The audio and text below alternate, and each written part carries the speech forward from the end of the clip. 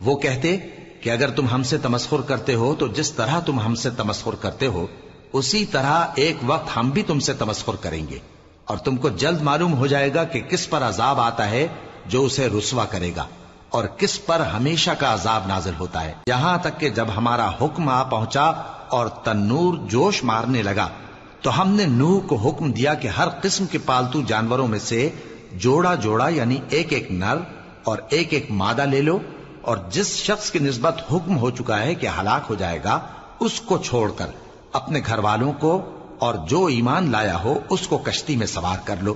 اور ان کے ساتھ ایمان بہت ہی کم لوگ لائے تھے۔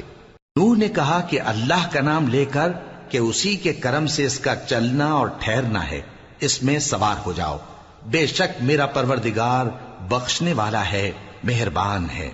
اور وہ ان کو لے کر طوفان کی لہروں میں چلنے لگی، لہریں